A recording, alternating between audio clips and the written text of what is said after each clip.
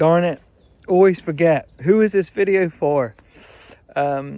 People that are stressed, tired, in relationships that make them unhappy, do things that make themselves unhappy, hold on to events that and things that were done to you that make you miserable, and you don't even realize they're making you miserable. Those that are angry, those that are in hunt for conflict, those of you that withdraw and just shut down and want to avoid challenging situations and challenging people, and those of you that are simply already quiet and calm and who are just looking to extend, develop and grow in spaces of silence and meditation. The purpose is to transcend, to go beyond distractions like this helicopter noise, when that noise is such a helpful representation of what kind of noise is going on in your head. Some of it might be helpful. In the main, a phenomenal percentage of the thinking that takes place and the thoughts that you have aren't even remotely helpful, and in fact they're primarily revisiting the same thread in hundreds of different ways, and it absorbs so much of your energy. And so this video in essence is just to be a companion, I guess, on your journey, and to help you have an insight into somebody else who takes meditation very, very seriously.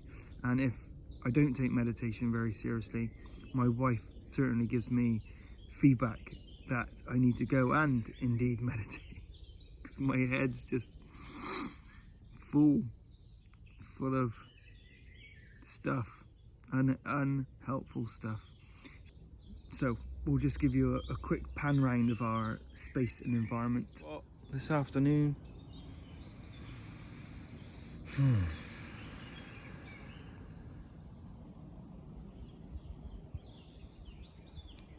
Listen carefully, you can hear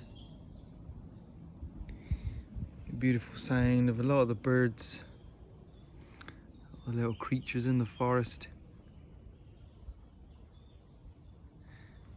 And that's my view.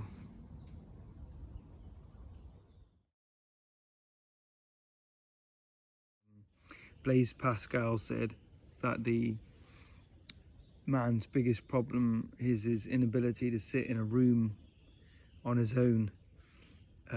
He didn't say and be silent for a period of time, but and do nothing, I think.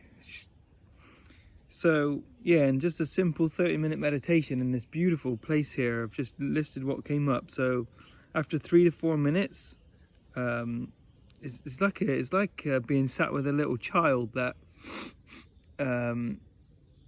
3 or 4, you know, that were sitting still for a couple of minutes is just beyond them. It's why it's so often referred to as the monkey mind, and jumps around like a monkey from here, there and everywhere. I think is way less entertaining than that.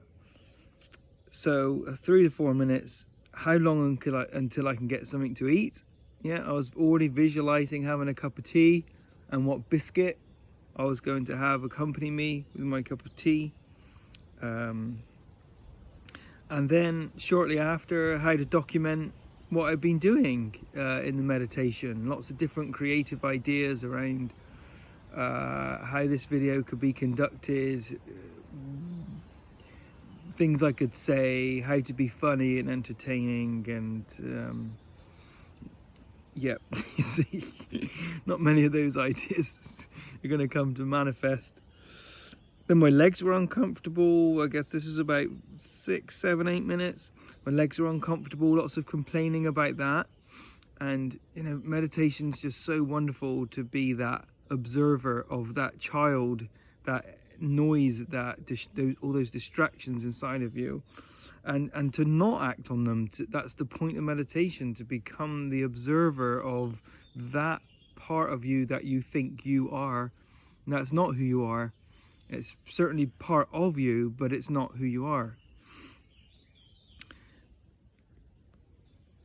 Yeah, and then probably 11, 12, 13 minutes, I start to relive conversations I've had and literally reconstruct them moment by moment. And I meddle and I fiddle around with things I could and should have and would have liked to have said.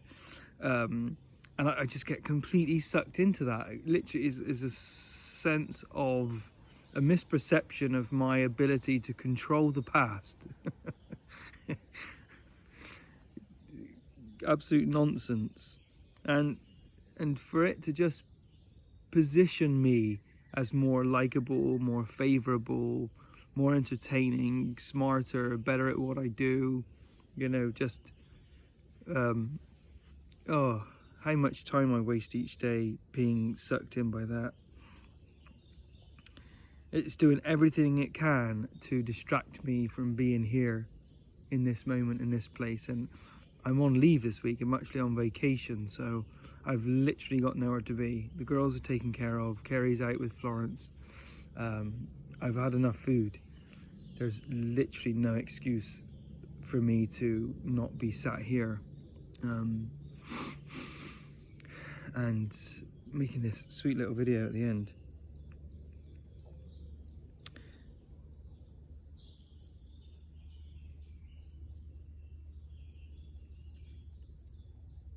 Yeah, it's so much more challenging to become present and still when you're sat on your own in complete silence like this. And mostly everybody would love to come and spend a little bit of time in an environment like this, and yet you bring the rest of you here, and simply the noise was doing anything and everything to get away from being in complete silence, to just really shine that light on and to become aware of what's really going on. And had I not written these things down and had I not heard them in meditation,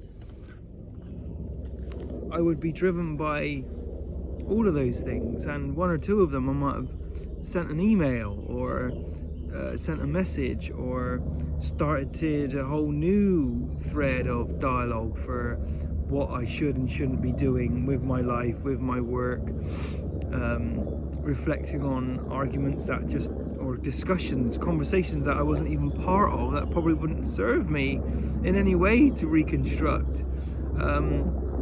You know, that event has certainly completed itself, and there I am trying to meddle with it in some way, and ultimately the outcome is for me to appear sigh,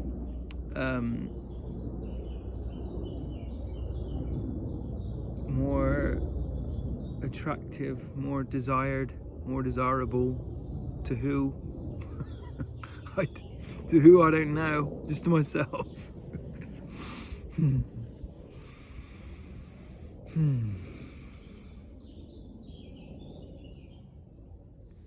My camera studio completely fell apart there, so in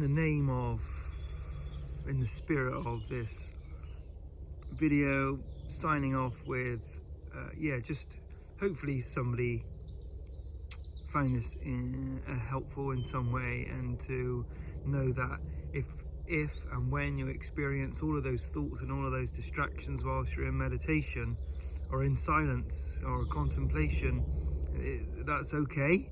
You know, that's the practice. It's not to be done with that. It's to acknowledge that that all plays a part in your growth and in your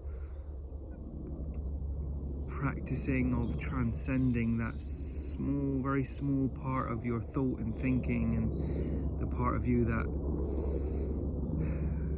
casts a shadow over who you really are, spends so much of his time pretending to be who you really are. So I'm sure we'll do some more of these to list the madness of King George that comes up whilst I do. Have a great day.